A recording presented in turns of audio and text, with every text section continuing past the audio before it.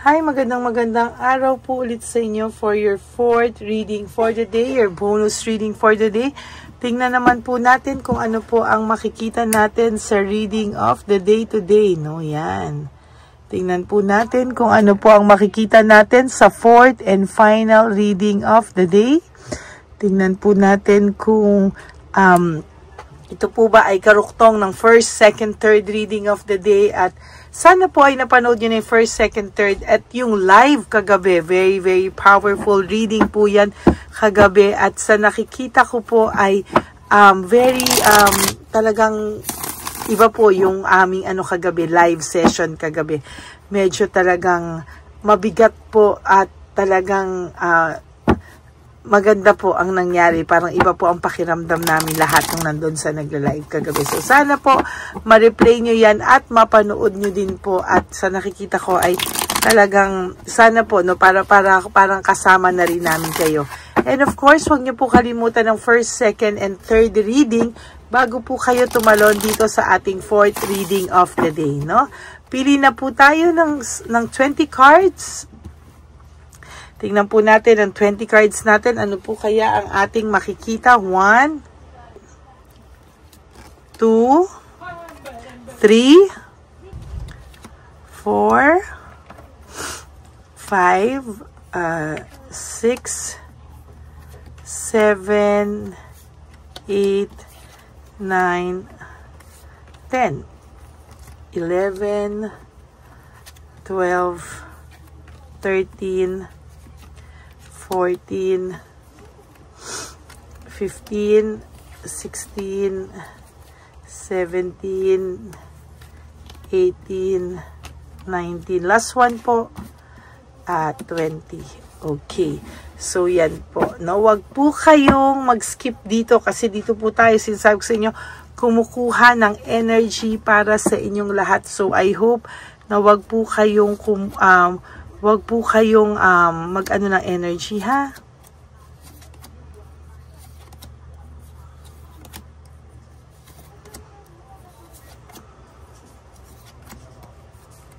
Okay.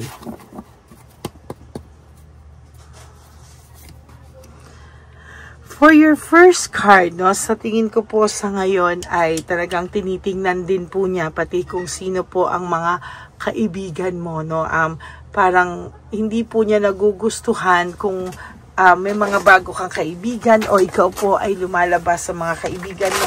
Siya po ay napipikon at hindi niya po gusto ang hindi niya po gusto yung pakikipagkita mo po sa iyong mga kaibigan or ikaw ay lumalabas-labas with your friends. Siya po ay naiirita, no? Kasi po ang pakiramdam niya po ay nagiging matatag ka dahil may mga bago kang companionship, no? Or baka po iniisip niya na sa pamamagitan ng mga kaibigan mong to ay ikaw po ay tuluyan na pong makamove on sa kanya at hindi rin po siya na raw gusto ng mga ibang kaibigan mo, or talagang yung mga kaibigan mo sinasabi na wag ka na dyan, or feeling niya po ay mga bad influence po sa iyo ang mga kaibigan mo. Kasi gusto po nito na umikot po ulit ang buhay mo sa kanya, no? Gusto niya po na wag mawala ang sarili mo sa iyo, yung pagmamahal mo sa kanya. At tulad ng dati ay umikot lang ang buhay mo sa kanya. Ayaw niya po na magkaroon ka ng sarili mong mundo. Ayaw niya po na magkaroon ka or makaahon ka kung ano man po yung nararamdaman mo ngayon. Ang gusto po ng taong ito ay siya pa rin po ang bida sa buhay mo, no? Ang gusto po ng taong to ay hindi ka po makapag-move on sa kanya, at sa nakikita ko po ang taong ito totally, no, ay makaramdam po ng sobrang security ulit sa pagmamahal mo, no? Kasi ngayon po parang ang pakiramdam niya po ay nag-move on ka na daw at hindi niya po gugustuhin na mag-move on ka sa buhay mo. Gagawa po ito ng paraan para ikaw po ay hindi makapag-move on from him or her, at siya po ay gagawa ng paraan para ikaw po ay makaalala ulit sa kanya. Ito po, no? So for our fourth reading, gagawa siya ng paraan para hindi ka maka-move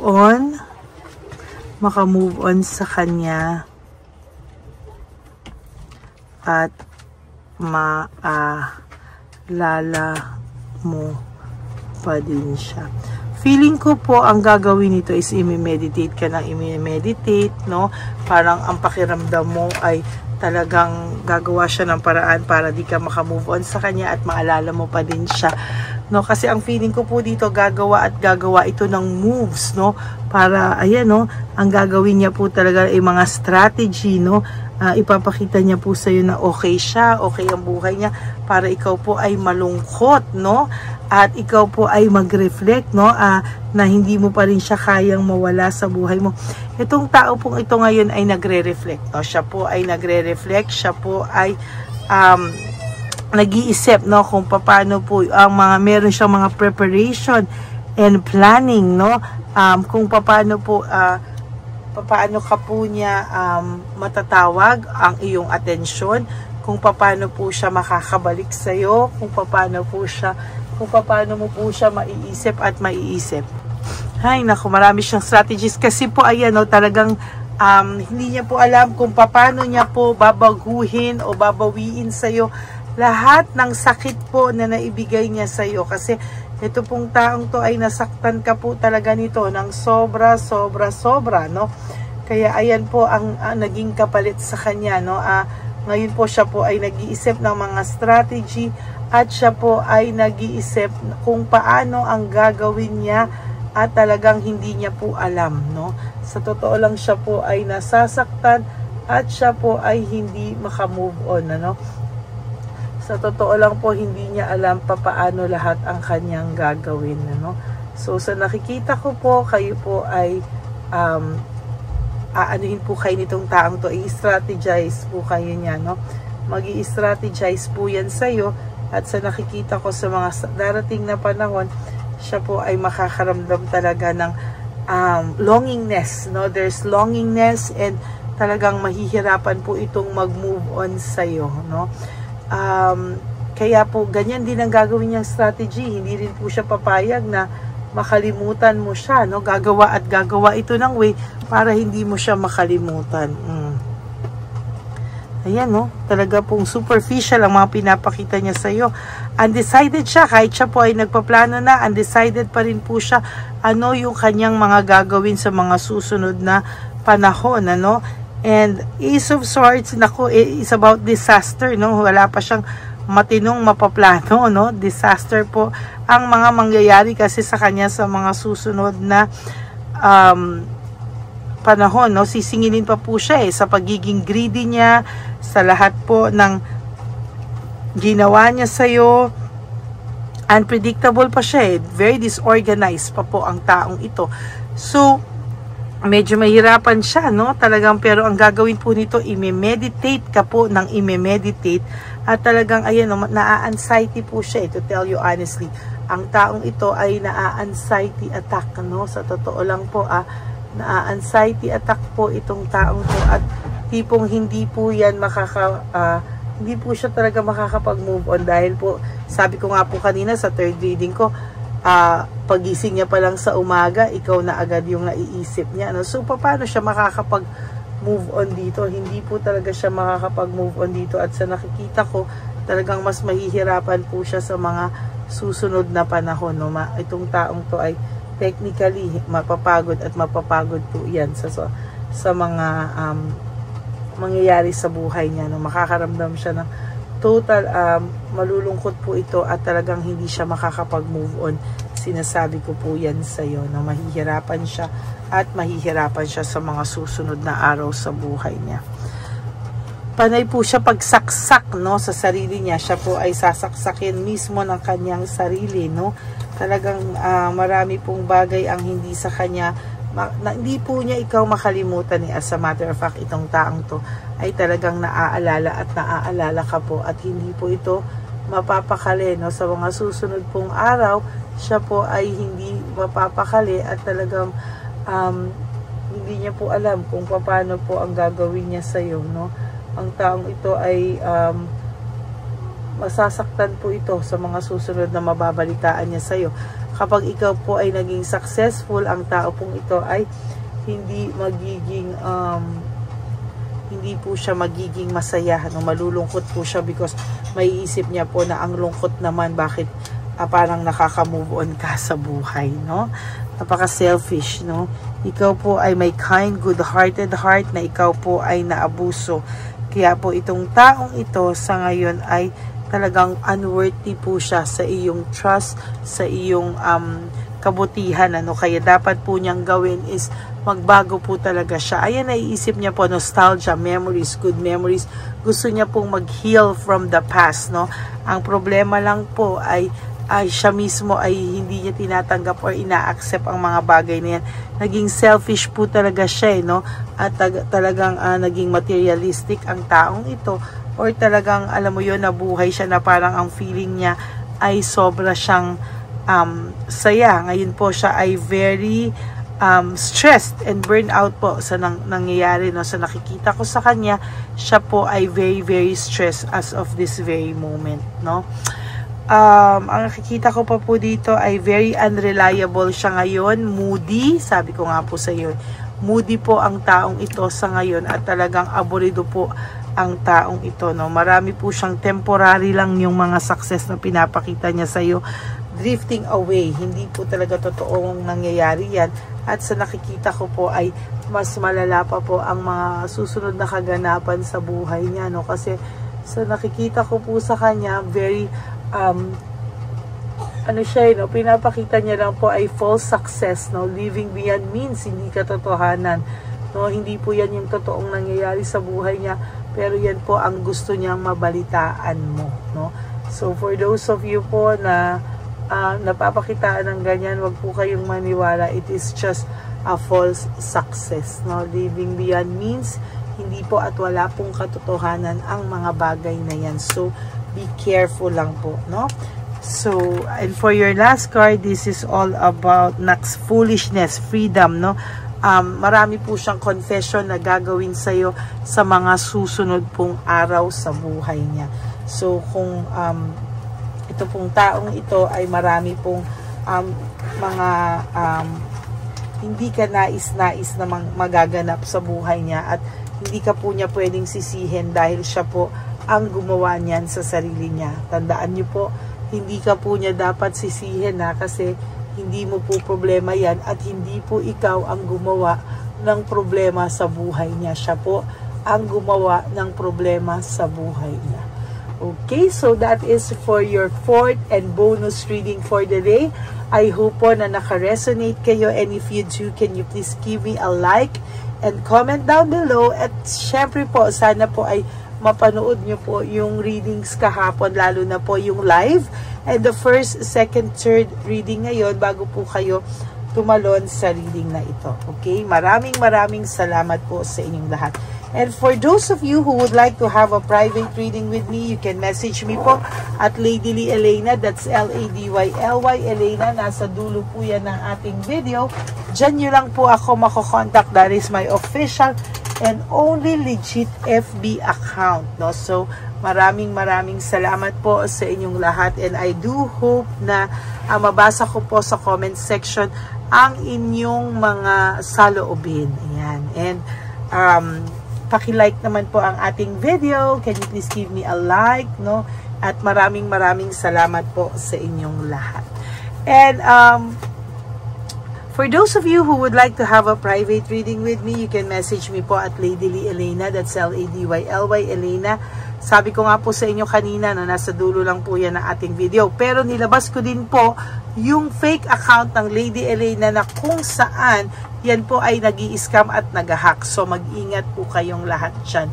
And also, sa akin naman po mga ever loyal, faithful, and solid na Lady Elena family, I love you all from the bottom of my heart. Please, no skipping of ads. Tulong nyo na po yan sa ating channel. Okay? Maraming salamat po sa inyong lahat. And God bless you all. And of course, you have to wake up each day. You do 3 things that will make you happy for the day. Enjoy yourself. maging grateful po tayo sa buhay because binigyan po tayo ni Lord or ni Papa Jesus natin ng chance to wake up and to live again and to correct all our mistakes. And also, you have to love yourself because self-love is still the best love of all. Marami po tayong pwedeng gawin sa buhay natin, kaya wag po kayong malulungkot, okay? Maraming salamat po sa inyong lahat and God bless you all. And also, you have to realize that life is so short, don't make it shorter by stressing yourself from all the pains and heartaches na binigay sa inyo na kahapon. Just surrender everything to the divine universe and just let go and let God write your life and love story. I will be back for another set of reading. Wag po kayong malulungkot. Ako po ay magbabalik for another set of reading. For the meantime, you enjoy, relax, at panoorin nyo lang po ang lahat ng videos kahapon at ngayon. At ako po ay magbabalik bukas for another set of reading. Kaya wag po kayong malulungkot and may God bless you all. I love you all from the bottom of my heart. Bye! May update po, may nagpanggap pong subscriber natin na siya po ay magpapahula sa fake na Lady Elena, kaya ayan, hinihingan po siya ng $80 at ang cell po niya ay nabigay at nakuha. Ang pangalan niya po sa cell ay Julian Albert, no? Siya po ay may cell account din, kaya mag-iingat po kayo. Ayan po, no, kung sino man po yung scammer na Julian Albert na yan, no, iinsensuhan po natin yan para siya po ay makonsensya. Kung wala man po siyang konsensya, at least po bumalik sa kanya lahat po ng kanyang ginagawa at maling-mali po yan, ano. Basahin niyo po lahat yan, makikita niyo po, ayan po ang cell number niya at Julian Albert na yan, ano, para po talagang ma-report din po natin yan na siya ay gumagamit ng cell account na Julian Albert. Mag-ingat po kayo. Ayan po yung number niya. Ayan po yung pangalan niya. Huwag po kayong magpauto. Nakita nyo naman po, no, napakalayo po ng pangalan ko sa pangalan ng pinagsesendan nyo po ng account o ng pera. Kaya mag-ingat po kayo at beware sa scammer na to. At talagang ayan po, pinost ko po ang kanyang pangalan dito para maging babala po sa inyong lahat. Maraming salamat po. At mag-ingat po kayo, pakireport po ang page na yan, ang messenger niya na Lady Elena. Maraming salamat po and God bless you all. Ayan, sa susunod po makikita niyo yung account niya na i-report niyo. Salamat po na marami. Magandang gabi po ulit sa inyong lahat. Ako po ay muling nagpapaalala sa inyo na mayroon pong lumalabas sa FB at Messenger account na fake account po, no, nang hihingi po ng $25 through PayPal at hindi po yan totoo. Huwag po kayong maniwala dyan. At pag sinabi mo po na gusto ko pong marinig ang boses nyo or makita kayo, ang sasabihin po ay magbibigay kami ng link.